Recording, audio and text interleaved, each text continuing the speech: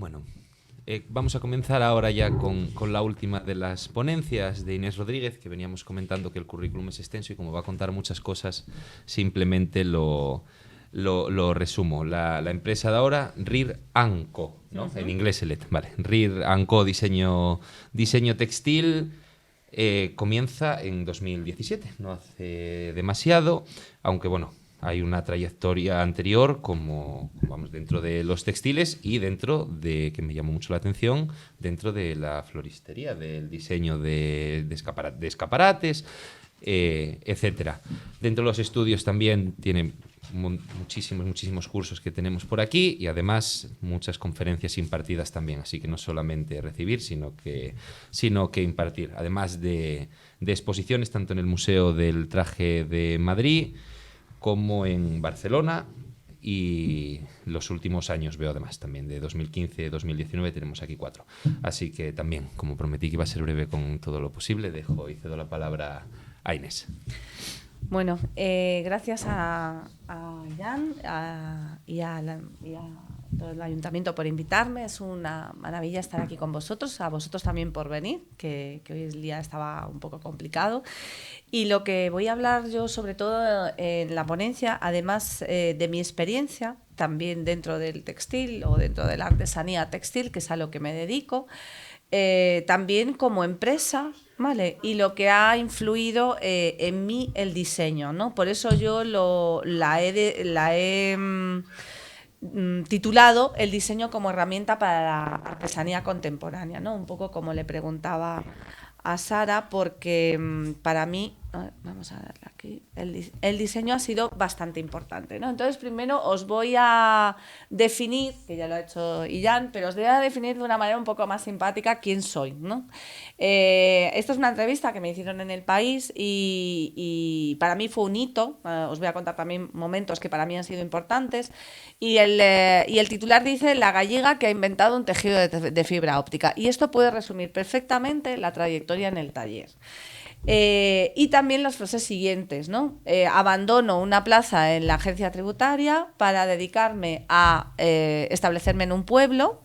Pues el mío es como este, exactamente igual, o un poquito más pequeño incluso, una aldea, cerca de Allariz. Y desde ese momento me dedico a los textiles, a diseñar textiles con materiales innovadores, que es una de las características que yo elijo para mis textiles, y el máximo compromiso con la sostenibilidad y con el medio rural en el que vivo, ¿no? Eso creo que podría englobar perfectamente lo que soy, sin contar nada más, ¿no? Y lo que he hecho a lo largo de estos años, ¿no?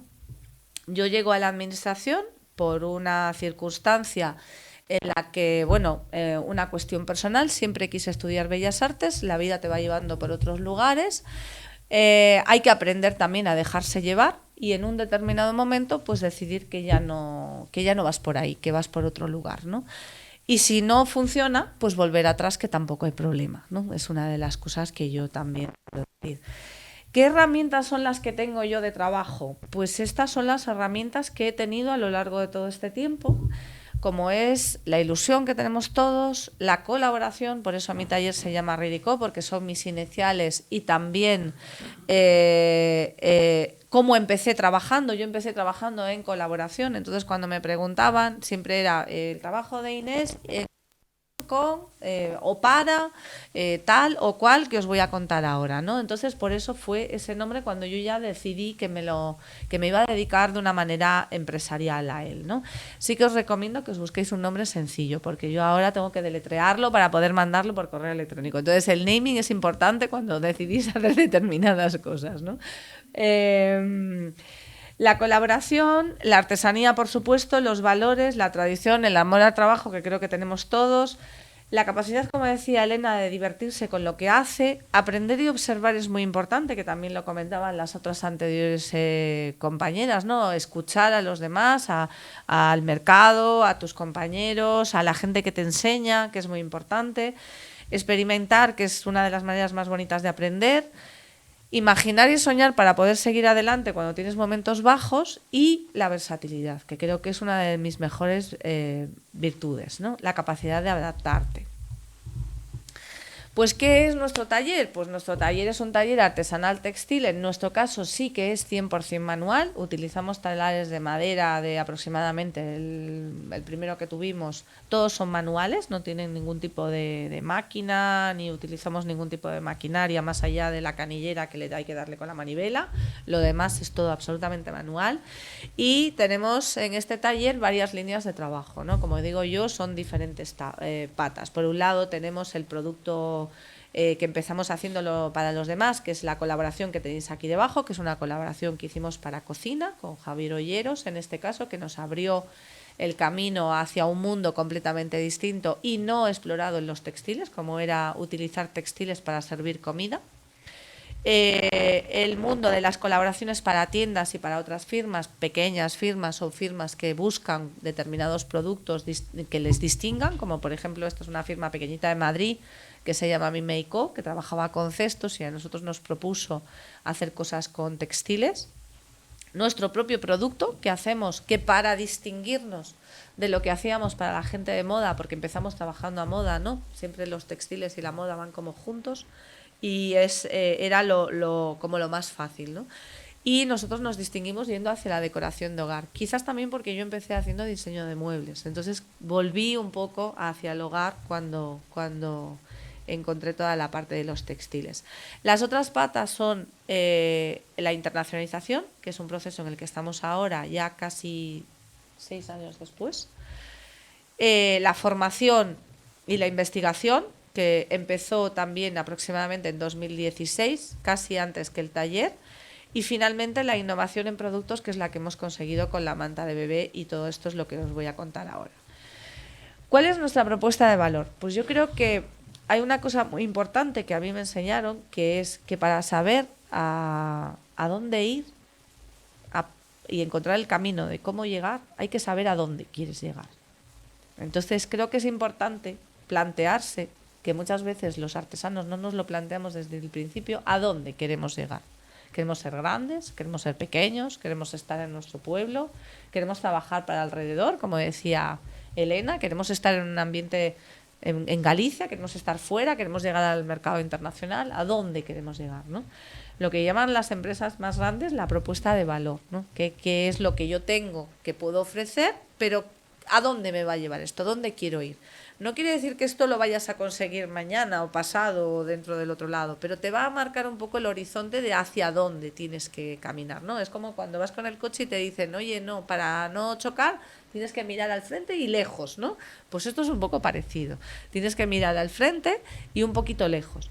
Y para esto tienes que saber las herramientas que tienes y qué es lo que te distingue de los demás, ¿no? Es un análisis pequeñito de 3 frases que podéis hacer. Y en mi caso, haciendo este análisis, pues he descubierto que la naturaleza está presente en casi todos los trabajos, los que hacemos para los demás y los que hacemos para nosotros. Me interesa especialmente a mí como persona el ecodiseño. ¿Qué pasa con los productos cuando se acaban? ¿Qué ocurre? ¿Cómo se mueren? ¿Cómo van a otro lugar? Esto entronca mucho con la sostenibilidad, que ahora está tan de moda, pero hay que pensarlo antes de hacerlo, ¿no? Cuando usamos determinados materiales o determinadas cosas, antes de llegar y decir, es que no puedo vender no sé dónde porque no tengo certificación. Bueno, pues a lo mejor hay que pensarlo antes, que vas a necesitar esa certificación, que vas a necesitar todo esto, y buscar otro material que te permita llegar hasta ese punto, ¿vale? Las personas, en mi caso, son fundamentales. Nosotros hacemos diseños para personas. Hacemos diseños para que la gente se sienta bien. Nuestros tejidos, la gente cuando los toca te dice que son suaves, que son agradables, que son amorosos, que son delicados. Eso está en todos los diseños, desde los que hacemos para otros como los que hacemos para nosotros, ¿no? ¿Por qué? Porque buscan ese tacto del textil. El textil está pegado a la piel, está a nuestro alrededor y tiene que ser algo... Para mí tiene que ser algo delicado, suave. Por otro lado, esto entronca también con el diseño social. A mí me interesa sobre todo generar un buen impacto donde vivo. Vivo en un pueblo pequeño, en este caso estoy en Nayarit, mi taller se sitúa en Nayarit, yo vivo en una aldea y nuestro taller, como ha pasado con Elena, ha generado también que haya gente que ya venía a visitar Nayarit, porque evidentemente Nayarit lo conoce mucha gente, pero nuestro taller está en su ruta de viaje. Con lo cual hemos generado un impacto positivo en el pueblo. Hemos generado que nuestro taller, a través de redes, a nosotros nos viene bien aprovecharnos de la imagen de marca, como puede ser Taramundi o como puede ser el pueblo donde estás, pero al mismo tiempo nosotros también, permaneciendo ahí, no yéndonos a otro sitio, yo genero un impacto positivo. Y es lo que yo también considero que tiene que generar el diseño, un diseño social, un diseño que cuente algo, que diga algo, en mi caso, ¿no?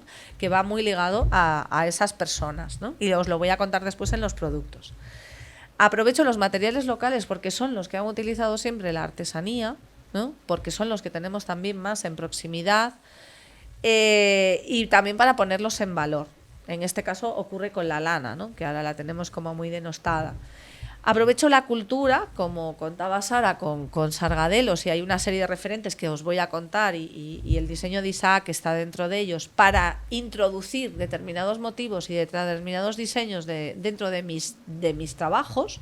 La cultura es una herramienta para el diseño, y el territorio que tengo a mi alrededor también.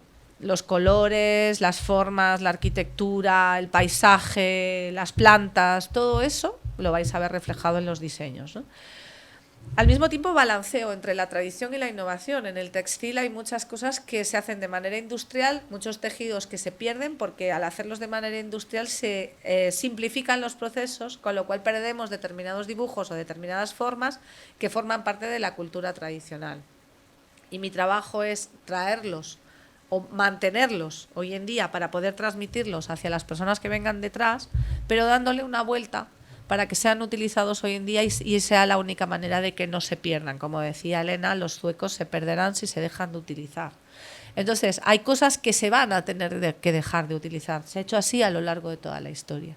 Si no queremos que se dejen de utilizar, hay que aplicarle una vuelta, un diseño, una pensada para que esto siga adelante, ¿no? Que es un poco lo que decía Sara.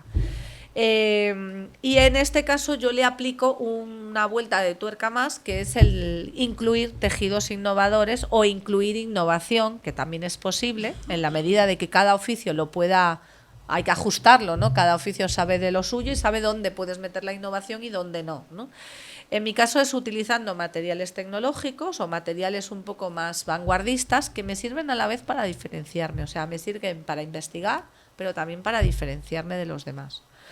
La exclusividad en mi caso sí que está, porque hacemos desde piezas que son más sencillas, que vendemos en el taller con un target de cliente más cotidiano, pero también tenemos piezas exclusivas que vendemos en galerías para arte contemporáneo, o piezas que son como mucho más conceptuales, que nos permiten tener un poco varias patas y los huevos en distintas cestas, ¿no? Para ser un poco claros.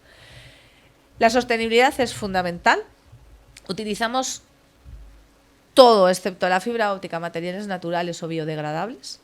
Todo, y para mí es una premisa súper importante. Estoy haciendo ahora una investigación con el CICA y estoy ahí, venga, que no quiero utilizar poliestireno, no quiero utilizar determinadas cosas. Entonces, trabajar eso es un hándicap hoy en día y es difícil, porque los materiales naturales son mucho más caros y son más difíciles de conseguir y más procesos tienen, ¿no? La responsabilidad empresarial, porque empleamos a gente de la zona y generalmente de la zona de Allariz, trabajamos con todo tipo de personas, mujeres, personas de todo tipo, que quieran venir al taller y, como decíamos antes, que estén comprometidos con los valores de la marca y de la firma. Y al final, pues afortunadamente lo conseguimos, ¿no? Tenemos alumnos en prácticas, tenemos gente que viene de distintos colectivos, y creo que eso es importante también transmitirlo, ¿no? Que los productos valen lo que valen porque trabajamos con gente que está aquí, no en otro lugar. Y la mentoría y la consultoría creativa también es un proyecto que iniciamos después de la pandemia para ayudar a otras personas a que pudieran poner en marcha sus negocios y pensar cómo poder llevarlos adelante, sobre todo en el medio rural. Y la parte en la que estamos ahora es el mercado internacional, que es lo que empezamos en la pandemia. Nos fuimos al mercado internacional en enero del 2020, llegó la pandemia, nos dijo todo para atrás, y volvimos a empezar en 2021, 22 y 23, ¿vale? Con ferias internacionales que también contaré un poco. Esto nos ha llevado a que la revista Interiores nos considere una de las 10 marcas de España más importantes en cuanto a la artesanía textil sostenible. y estar al lado de empresas que no son artesanales. ¿Qué es la artesanía? Pues en este caso la UNESCO nos define la artesanía como algo que se hace materiales naturales producidos por artesanos. Esto lo conocemos todos, pero lo que no conocemos es, todos hablamos como artesanos de la mano, de los medios, del respeto y todas estas cosas. Pero hay una cosa que es súper importante para los artesanos y sobre todo para los artesanos que estamos en el rural, que es la cultura. ¿Vale? La artesanía refleja la cultura de una zona. Ahí debajo tenéis unas maderas preciosas con unos símbolos que están en todas las barandillas de este edificio. Eso es cultura. Y a la gente le interesa la cultura. ¿Vale? Y vamos a ver por qué le interesa la cultura y por qué se identifica con una zona concreta y con una cultura. Y los artesanos representamos eso. Puede ser funcionales o no funcionales, que eso ya lo vamos a ver también con el diseño, tradicionales, simbólicas, más modernas o medios modernos, pero sí que es verdad que a veces tenemos muchos valores en nuestra cultura que abandonamos cuando nos vamos hacia el diseño, renunciando a esa cultura por hacer algo que parece más moderno, ¿no? Y a lo mejor no es así. La tradición nos dice que el trabajo en la artesanía es mayormente manual, aunque ya habéis visto que no siempre es así y no siempre tiene por qué ser así, pero sí que es verdad que se debe respetar que haya una parte muy importante del trabajo que sea manual.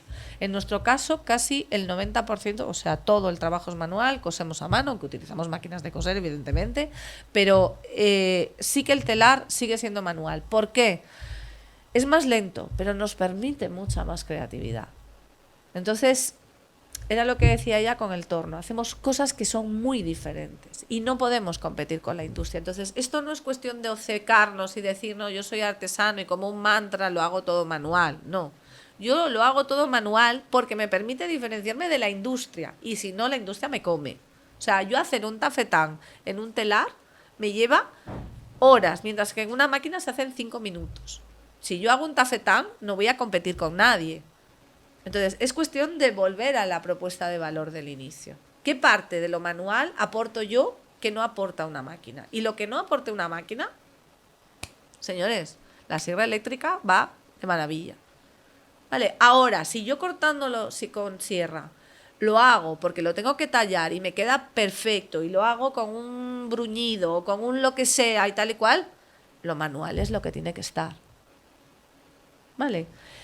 Objetos con características singulares en su manufactura o diseño artístico. Esa singularidad, nosotros hacemos piezas únicas en todos los trabajos que hacemos en el taller, desde una libreta hasta una manta, y tenemos cosas de 20 euros a cosas de 3.000.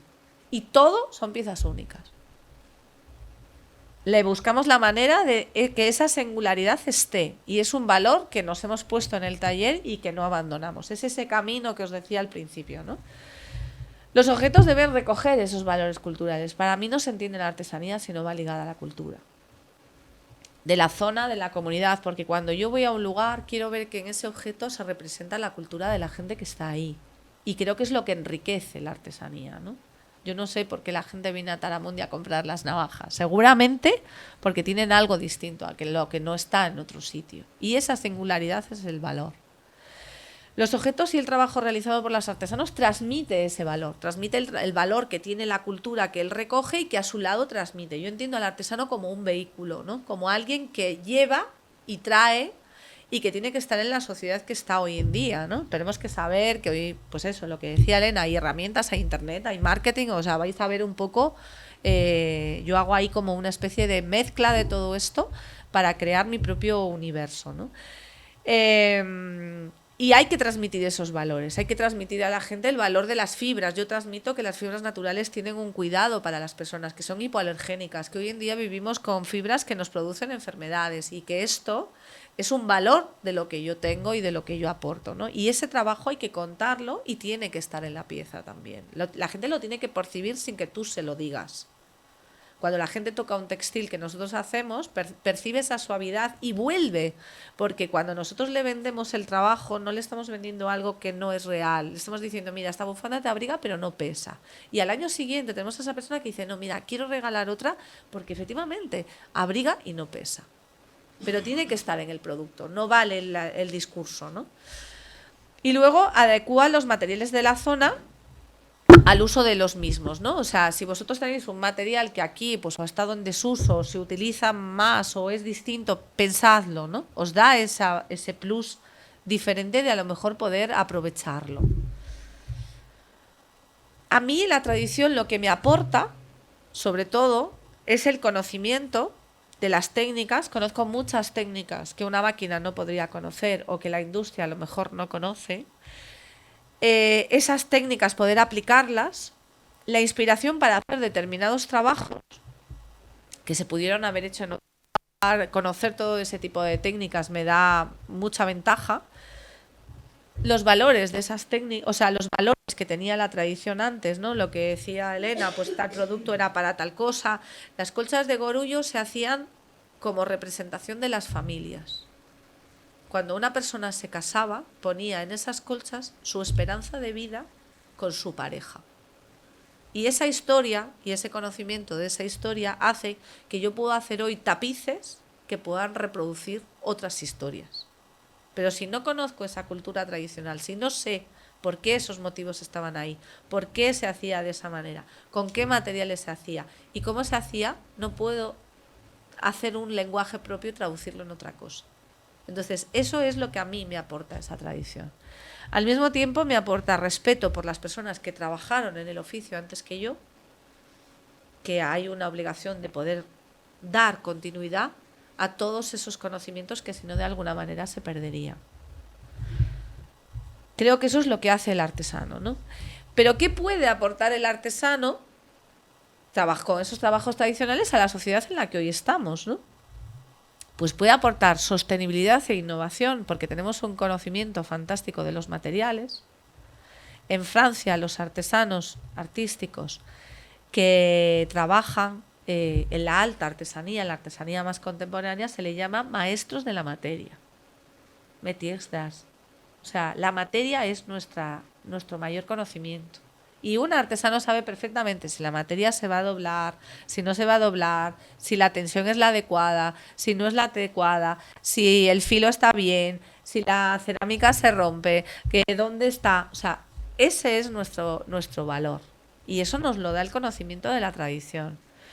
El diseño para las personas, porque nuestra sociedad hoy consumen personas y tenemos que pensar en nuestros consumidores. O sea, los artesanos muchas veces pensamos y decimos, no, yo voy a hacer esta pieza porque me encanta.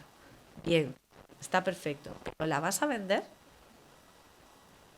¿A quién va dirigida? ¿A quién le tiene que encantar? Más allá de a ti mismo. Porque entonces si no es una pieza artística. Es algo que tú haces para ti, para el arte. Pero cuando yo quiero hacer una pieza y quiero que llegue a otra persona, tengo que pensar en esas personas. Y eso me lo da el diseño, que lo vamos a ver después. Y luego en la última parte, que es la innovación y la creatividad, ¿no? La innovación me permite ir un paso más allá del diseño y ya aportar algo nuevo, algo diferente. En cuanto a las artes aplicadas, hay 2 libros que os recomiendo. Yo soy muy de libros, os voy a recomendar muchos libros porque soy muy de libros. Que es El arte y el artesano de Oscar Wilde. Fijaros que es un escritor como muy sesudo y que hablaba de que el objetivo de las artes aplicadas y los objetos utilitarios era doble. Por un lado, la belleza del producto y por el otro lado, el trabajo que de algún modo que sería feo y el hombre añade con ese placer la tarea de convertir un objeto utilitario en algo bello. Esto sería lo que haría el artesano, ¿no? Pero más allá de la decoración, tiene que tener una funcionalidad. A veces hay objetos que son muy bellos y no sirven para nada. Si tiene que haber un diseño, también tiene que estar acorde con la funcionalidad. Y luego que es muy bonito, que es de los años 60, fijaros que os estoy poniendo libros bastante antiguos, que se llama La belleza del objeto cotidiano, que es de un escritor japonés, Soetsu Yanagi, que habla de la necesidad de tener objetos hermosos en nuestro día a día para dignificar nuestra vida. Creo que esto entronca mucho con lo que estamos viviendo después de la pandemia, ¿no? Todos nos hemos lanzado a hacer cerámica, a hacer un montón de cosas para llenar nuestra vida de objetos bonitos. Pero porque estos objetos bonitos nos hacen sentir a nosotros bien. Para mí, dentro del diseño, si hay alguien que sea referente, es la escuela de la Bauhaus. Son ellos, y os recomiendo que busquéis también en ellos, donde de repente plantean esa fusión del artesano y el diseño que hoy en día está tan moderno, y volvemos a hablar de la New European Bauhaus, ¿no? Queremos volver otra vez a unir esa parte de diseño con esa parte de artesanía. Y ellos planteaban y decían que diseñar, la palabra diseñar es lo por venir, significa lo por venir, lo que está por venir, ¿no? Planteaban la necesidad de analizar, observar y descubrir una necesidad. O sea, fijaros, alguien tiene una necesidad y yo cubro esa necesidad. No hago algo que a mí me gusta. Busco la necesidad que tienen los demás para yo poder, con mi conocimiento, aplicar a esa necesidad, ¿no? Es muy importante, como decía Elena, observar, evaluar y ver a priori qué es lo que yo puedo aportar a lo que los demás necesitan, ¿no? Mirar, hoy tenemos esto que nos permite mirar casi lo que queramos, ver qué están haciendo otros, pero no solo qué están haciendo mi compañero artesano, sino qué está haciendo una empresa grande, qué están haciendo las empresas de diseño, qué está haciendo en otra parte del mundo, y ver y detectar con mi oficio, cada uno en el suyo, en qué puedo yo aportar a esa necesidad que está en la sociedad, ¿no? Planear y solucionar esa sociedad, o sea, esa necesidad, perdón, y crear y procesar el objeto, ¿no? Durante este proceso se debe tener en cuenta, por supuesto, la estética, la funcionalidad y la operatividad. Esto sería un proceso de diseño, ¿vale? Para realizar un proceso de diseño tienes que hacer todo esto, que era lo que comentaba Sara, ¿no? Nosotros lo que hacemos es evaluamos, miramos, tal, recordáis que ella lo contaba un poco, ¿no? Pues es esto mismo. Y para mí, unas de mis referentes son las mujeres de la Bauhaus. Y os voy a decir por qué. Las mujeres de la Bauhaus eran diseñadoras igual que los hombres, exactamente igual. Y acudieron a esta escuela de diseño con la promesa, en los años 40-50, que fue cuando se crea en Alemania, de ser diseñadoras, arquitectas, carpinteras, pero diseñadoras, ¿no? Pero como eran mujeres, fueron relegadas a la sección de textil, porque se supone que el textil era para las mujeres. Y no eran diseñadoras, eran artesanas, cuando todas ellas no tenían ni idea de lo que era un telar, ni nada que se les pareciese, ¿no? Se sobreponen a todo esto y ellas crean la escuela de diseño de textil que ha pervivido hasta hoy en día. ¿Y qué quiero contaros con esto? Que a veces, cuando no tenemos todas las facilidades o cuando tenemos determinadas dificultades, hay que hacer con lo que tenemos a nuestro alcance lo mejor que podemos hacer. Con lo cual ellas se fueron a las artesanas de la zona a aprender cómo funcionaba un telar. Y consiguieron mezclarlas, lo que le enseñaban o la parte que le enseñaban sobre color, proporción y determinadas cosas en las clases, con eso para construir su propio lenguaje. Un lenguaje que saltó por encima de los hombres, porque hoy en día muchos diseñadores de la Bauhaus no se conocen, pero creo que a Annie Albers la conoce casi todo el mundo, y a otras diseñadoras que han sido arquitectas, pues la arquitecta que creó los móviles pequeñitos, no recuerdo el nombre, pero creó los juguetes que se apilan, los Mecano y todo esto, fue una arquitecta de la Bauhaus, que luego tuvo un estudio de arquitectura maravilloso. O sea, que ellas consiguieron encontrar su camino.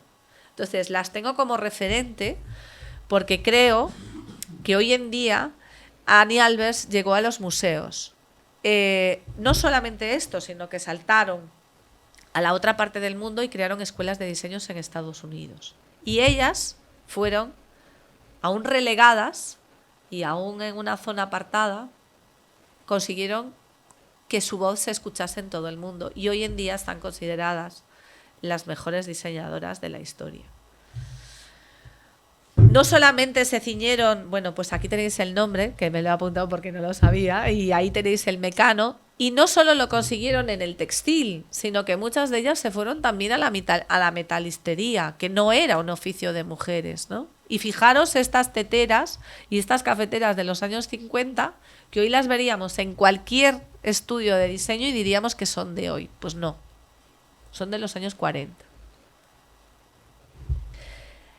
Construir nuestro propio lenguaje es súper importante. Y otro de los referentes para mí son, como decía Sara, y esto voy a pasarlo muy por encima, son Luis Seoane e Isaac Díaz Pardo. ¿Por qué? Porque construyen su propio lenguaje cuando no lo había. Suman también el diseño a la artesanía, la encuentran como valor y se la transmiten a la gente como valor cultural. Lo hablábamos ahora, ¿no? Todos conocemos a Sargadelos y referenciamos formas culturales que no hubiéramos conocido de otra forma, como las castresas, a través de la cerámica. Eso es un lenguaje propio. Y ellos buscaban con esto, y corrígeme Sara porque aquí estás tú y seguramente que lo dirás mejor, la cultura para todos. Ese era su objetivo, su propuesta de valor, su meta al final. La cultura para todos. ¿Y cómo vamos a hacer que la cultura llegue para todos? A través de lo que tienen en su casa, la cerámica. No hay mejor manera de educar a alguien en los años 40, donde no había casi mucha capacidad de acceder a literatura, más que a través de los símbolos. En la historia siempre el hombre se ha servido de símbolos para mostrar a los demás lo que quería contar.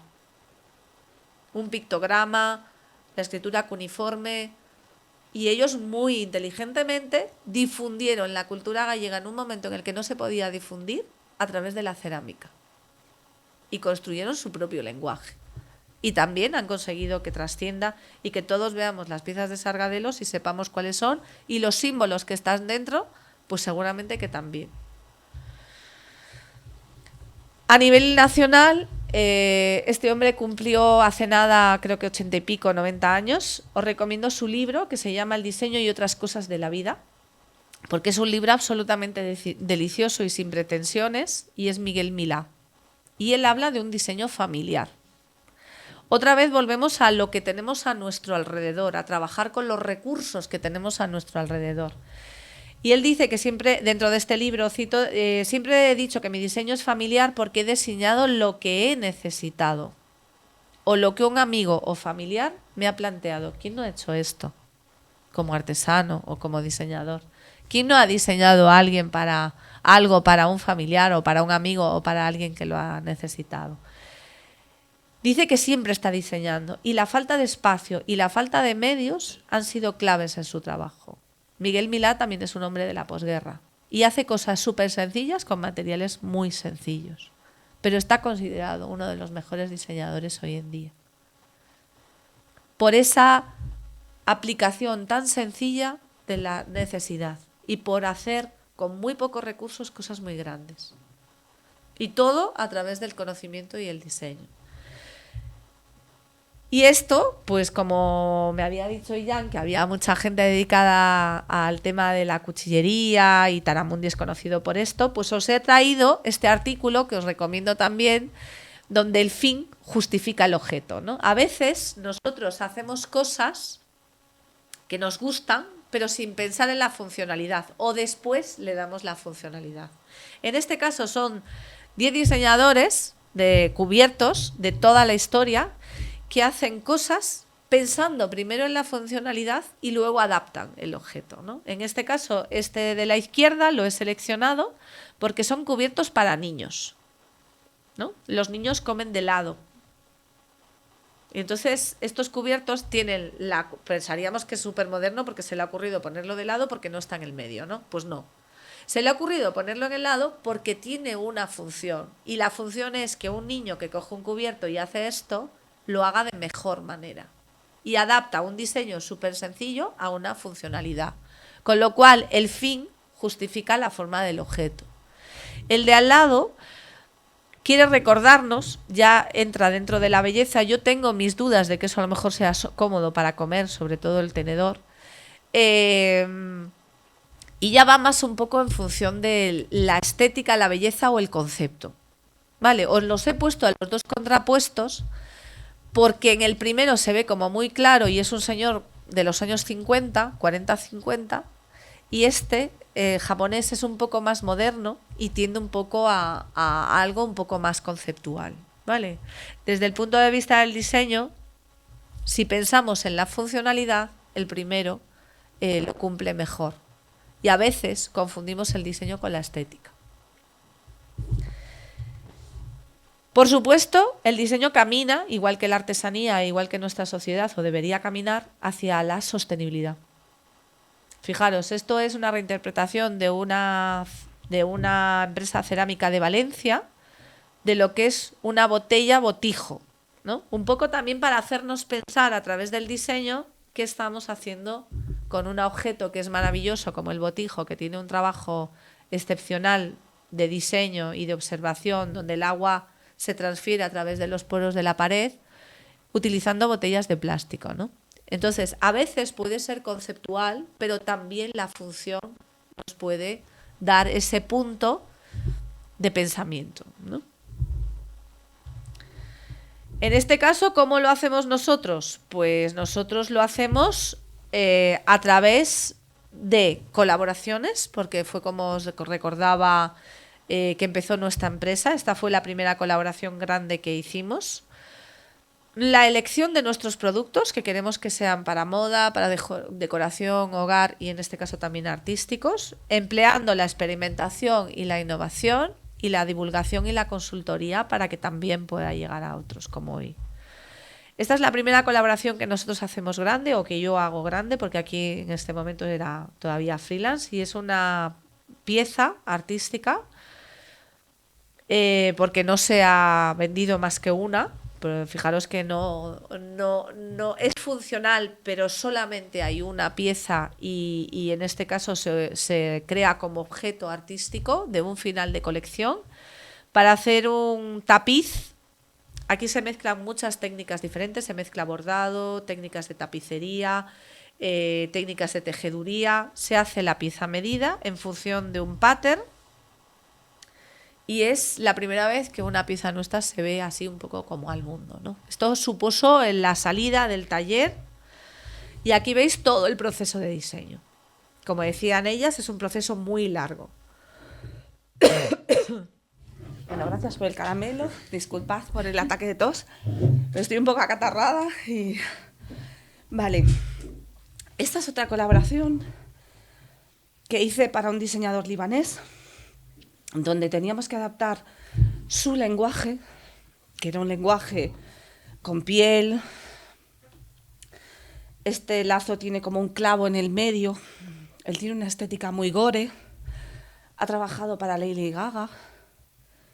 Y lo que teníamos que hacer era reinterpretar su tejido para que estuviese encima de un vestido de Balenciaga en el Museo del Traje. ¿Qué ocurría con esto?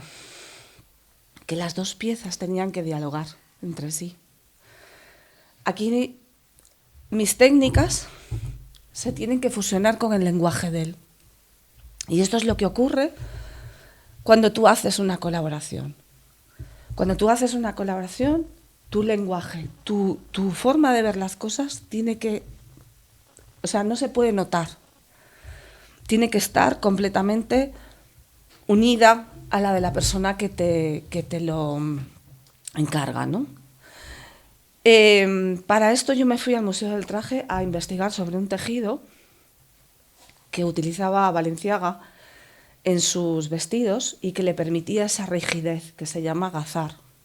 Tiene una técnica concreta y yo lo que hice fue reinventar o reaplicar esa técnica con los materiales del diseñador. Esto es un trabajo de TFG, de los alumnos de moda, y es muy importante que los alumnos de moda acudan a los textiles y a las técnicas artesanales en busca de diferenciación. Esta chica, que es del IED de Madrid, hoy en día es una de las diseñadoras de moda sostenible. Es bastante conocida y esto fue un tejido pictórico. Si no conociese todas estas técnicas, yo no podría hacer estos textiles para ellas. Pero esto no es tradicional en el diseño, pero sí en la técnica. Sí está hecho de manera tradicional. Esto es otro para una alumna de moda. Yo he hecho varios TFGs para la EASD Mestre Mateo, con diferentes técnicas que me permiten la misma técnica adaptarla al mood board, que es esto que veis aquí arriba, que es su panel de inspiración. Ellas vienen, me cuentan qué es lo que quieren hacer, yo entiendo su idea y lo adapto con mis técnicas, lo paso por mi filtro y luego juntas lo creamos. La semana que viene seré jurado en los premios que otorgan a los alumnos en esa escuela. Eso es una posibilidad o un logro de poder estar en lugares donde muchas veces pensamos, yo soy artesano, este sitio no es para mí. Todos los sitios son para nosotros. Esto es una pared textil que yo hice con la arquitecta en nuestro taller. Es donde todo el mundo se hace la foto, todo el mundo la toca, qué bonita es, que no sé qué, que no sé cuánto. Nuestros talleres pueden ser sitios visitables y que reflejen nuestro trabajo. Deben ser sitios que los demás puedan visitarnos y ver cómo nosotros hacemos nuestros trabajos. Porque, como han dicho las otras personas, el verte trabajar hace que valoren más lo que tú haces. Nuestro taller es visitable con cita. A veces no se puede visitar porque nosotros estamos haciendo trabajos con confidencialidad o estamos haciendo determinadas cosas que no se pueden ver. Pero nos escriben, mira, ¿puedo subir a visitar tu taller? Pues mira, en este momento no, o en este momento sí, depende. Pero mostramos todo lo que hacemos, lo mostramos a la gente que nos visita y lo mostramos en redes, lo que se puede mostrar, ¿eh? No es cuestión de tal. Y el taller es un lugar que cuando alguien nos visita está recogido, está limpio, es un taller, sigue siendo un taller. Pero transmite el cuidado que yo transmito a mis piezas. Es una cosa que también recomiendo, ¿vale? Como os decía antes, la artesanía puede estar en todos los sitios. Y en este caso, nosotros en 2016 entramos en cocina. Entramos y volvimos a salir, porque luego lo dejamos. ¿Vale? Ahora tenemos trabajos para bodegas y para sitios de estos, pero en aquel entonces fuimos de los primeros que nos metimos en cocina. Y nos metimos, pues fijaros, con una persona que en aquel entonces todavía no, después fue 2 estrellas Michelin. ¿Qué me aportó esto? Un reto. Un reto. Yo quiero paños para poner comida. Pero si los textiles se manchan. Tuvimos que trabajar juntos durante mucho tiempo para encontrar, escuchándolo a él y sabiendo cuál era ese textil perfecto y ese plato perfecto que podía reflejar las dos cosas. Y se hicieron delantales, que ahora se vuelve a estar muy, muy de moda, porque querían acercar la cocina a la gente. ¿Y qué elemento más tradicional hay en nuestra cultura que el delantal, el mandil de nuestras mujeres, ¿no? ¿Y qué forma más bonita de servir la comida que es como se envolvía cuando iba al campo? Esto, como decían ellas, no se nos ocurre así de... Vale, hubo un trabajo de investigación detrás. ¿Cómo se comía antes? ¿Qué comida quieres poner? ¿Cómo la quieres poner? ¿Qué vas a servir? ¿Cuáles son los colores de tu restaurante? Porque estos paños pasan súper desapercibidos en su restaurante, porque yo me fui al restaurante, como decía Ella, todo nos sirve. Cuando trabajé en floristería tenía que ver los espacios para decorarlos. Y eso me ha servido para entender los espacios para colocar diseños. Entonces, todo lo que sabemos hacer nos sirve. Todo. Como decía Elena, vender.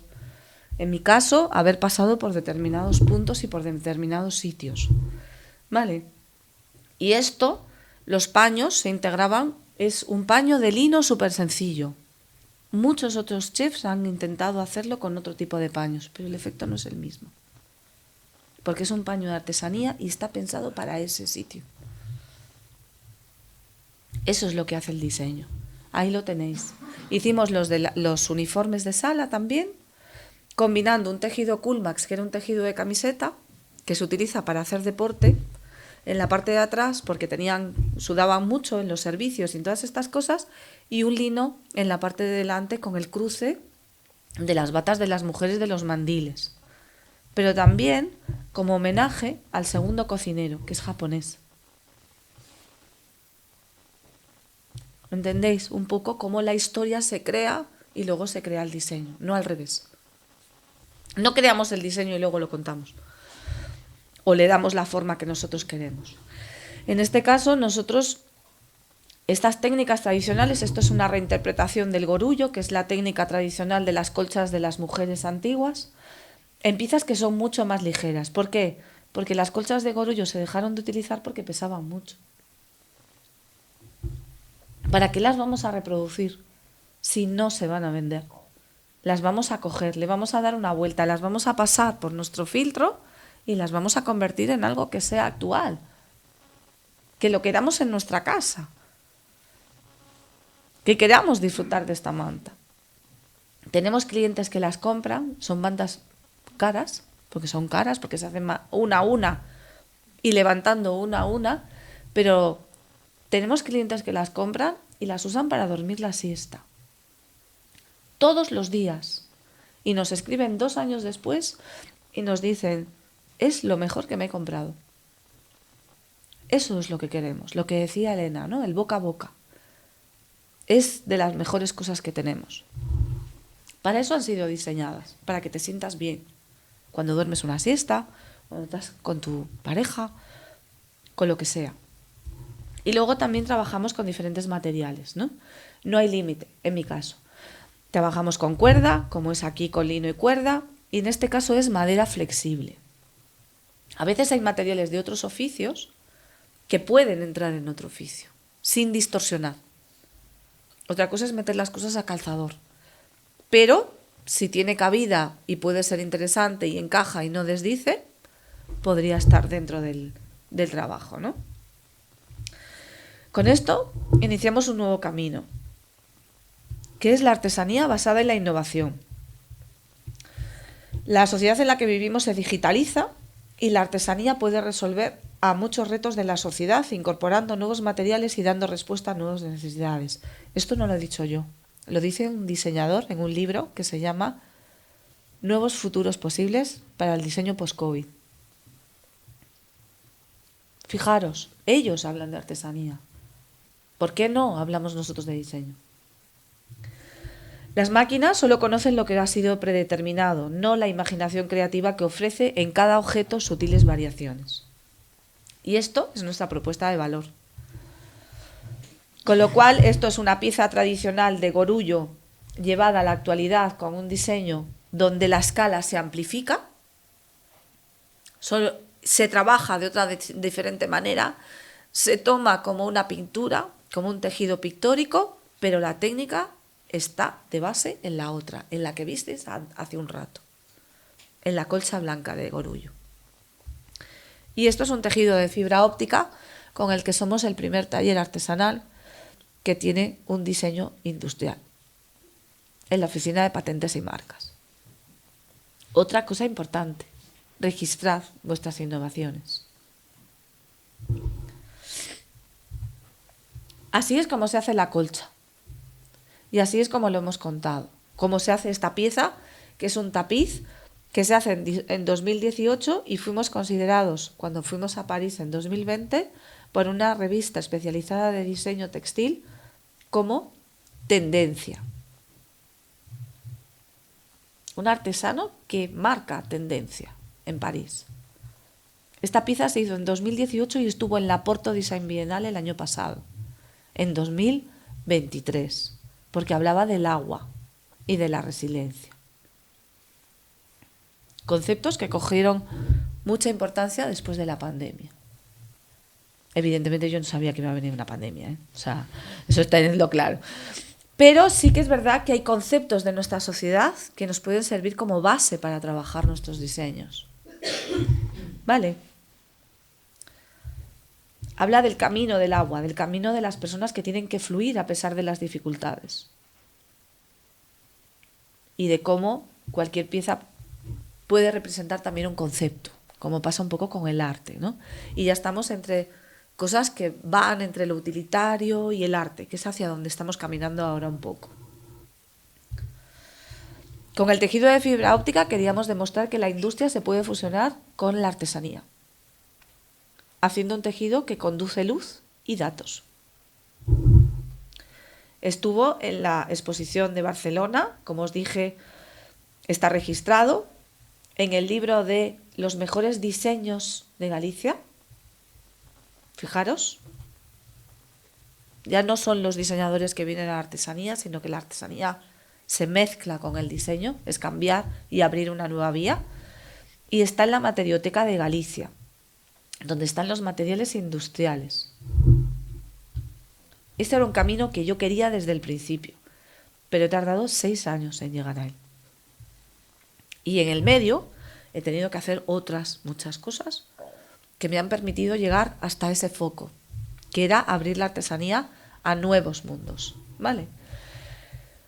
La humanización, que tanto hablamos después de la pandemia, está en la artesanía y el diseño. Y es otro de los valores que los artesanos, como los que estáis aquí, podemos aportar. Los nativos digitales, generaciones jóvenes, buscan en la artesanía esa conexión con lo humano, que no tienen a través de lo digital. Su conexión con el pasado, ya no viven con los abuelos, ya no están con familiares cercanos, ya no van al pueblo el fin de semana. Y la artesanía le aporta esa conexión con la parte que les falta, que es el pasado. No amamos lo que conocemos, lo que no conocemos, perdón. Con lo cual nosotros tenemos que enseñarle a los demás lo que hacemos para que lo amen. Tanto como lo amamos nosotros, que lo conocemos de primera mano. Y la mano es un vehículo de transmisión y de recepción, de conocimiento, de sensaciones y de emociones. Cuando tú tienes un objeto bonito y a veces no sabes por qué es, probablemente es porque esté muy bien hecho y esté hecho a mano. Y eso se percibe. Todo esto, unido al diseño, es un propósito que resuelve una necesidad. La necesidad de tener contacto con objetos que nos puedan hacer sentir bien. La necesidad de tener objetos que sean bellos y funcionales. Y esa necesidad la podemos resolver los artesanos. Esa emoción que nosotros ponemos en el trabajo, si está bien ejecutada, con un buen diseño y cumple una función adecuada a la sociedad, también se percibe con emoción por el que lo recibe. Y está dispuesto a pagar más por él. Aprecio y valoración del trabajo manual y piezas únicas para sentirnos únicos con un individualismo positivo. Y ya para casi llegar al final os voy a contar el producto que a nosotros nos ha dado más éxitos dentro del taller. Es nuestra manta de fibra de proteína láctea que hemos tardado 4 años en construir y por la que acabo de recibir el Premio Nacional de Artesanía en la categoría de producto. Es una pieza súper sencilla. Simplemente lo que hace es que todo su diseño está metido dentro, no se ve.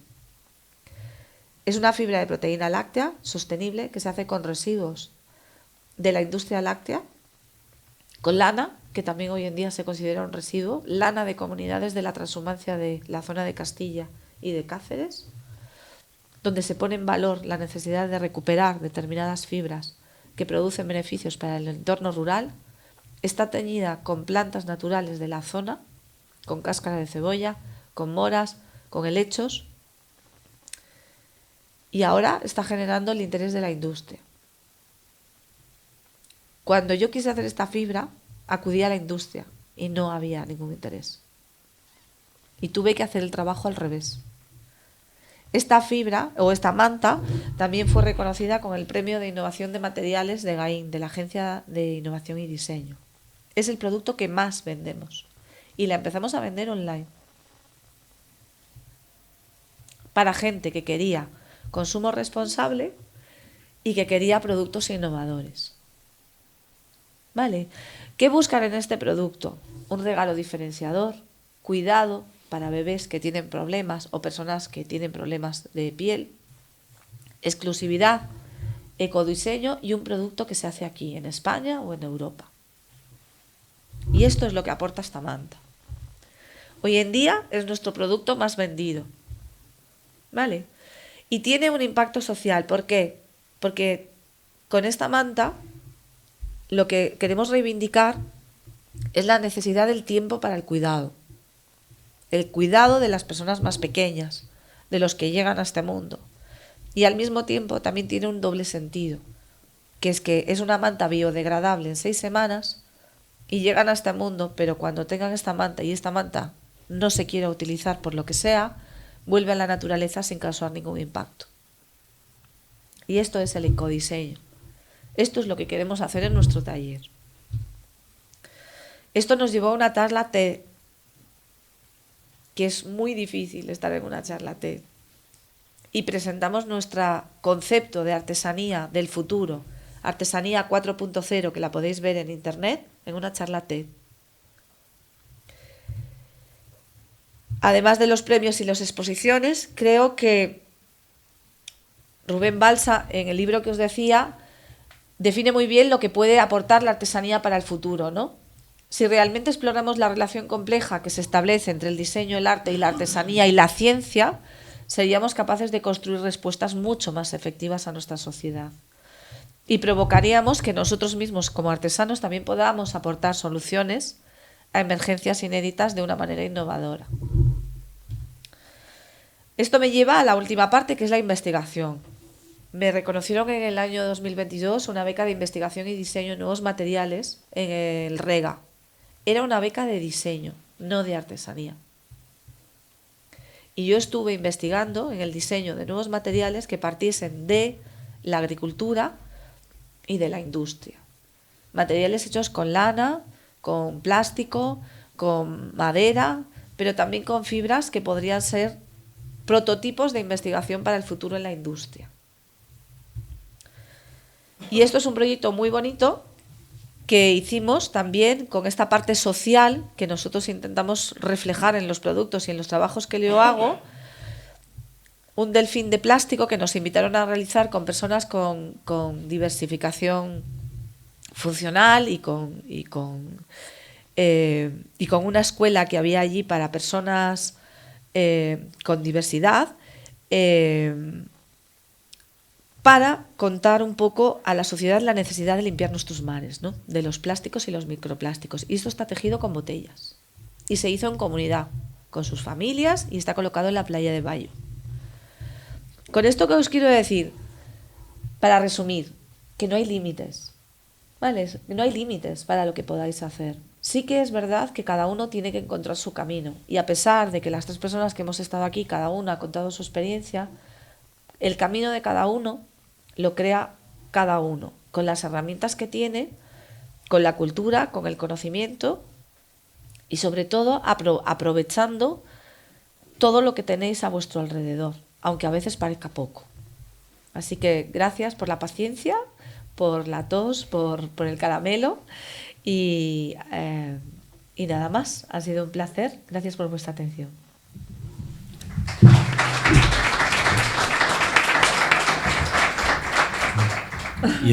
Y ahora, si alguien tiene alguna pregunta, si no, ya sabéis que empiezo yo, que siempre tengo alguna. Bueno, pues comienzo. La pregunta ya es a nivel más conceptual, las otras fueron más prácticas, esta un poco más conceptual. Al escuchar todo esto que habla sobre artesanía, diseño, sí que entiendo que el diseño engloba absolutamente todo, tanto la artesanía como la producción industrial.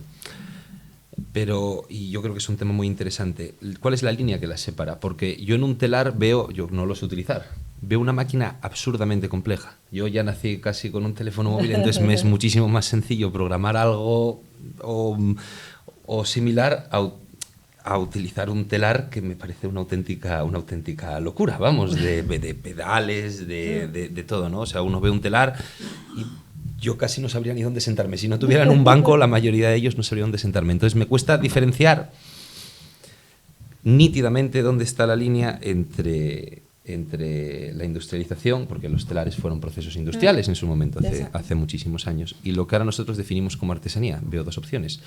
O no existe, que es la que más me gusta, por otro lado, a priori, o depende del tiempo que tenga el objeto que utilicemos.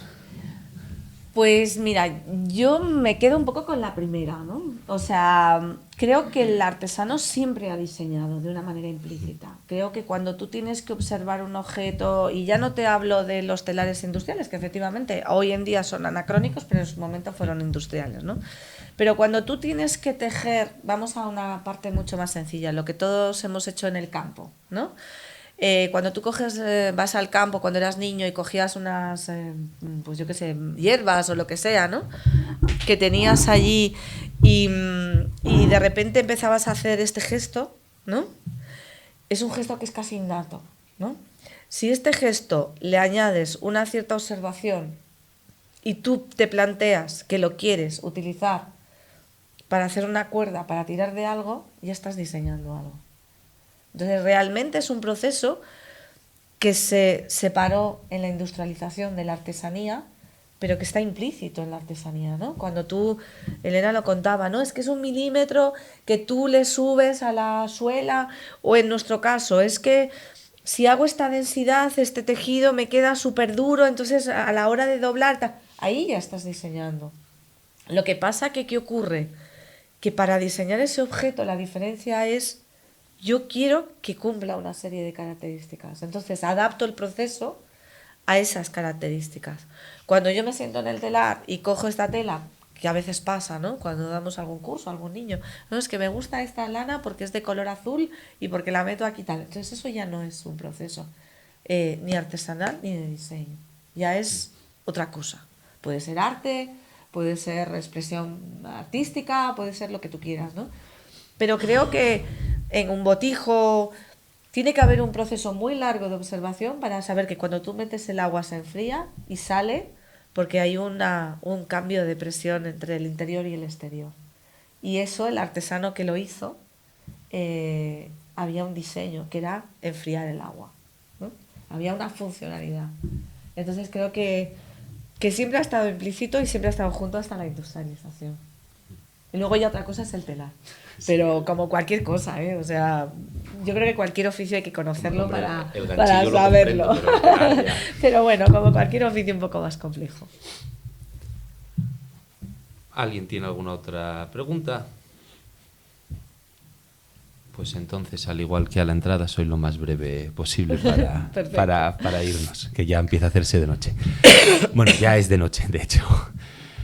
Nada, agradecer por supuesto a los asistentes y a las ponentes la atención y el tiempo dedicado, y espero que haya sido de la máxima utilidad posible. Así que muchísimas gracias a todos y hasta la próxima. Gracias.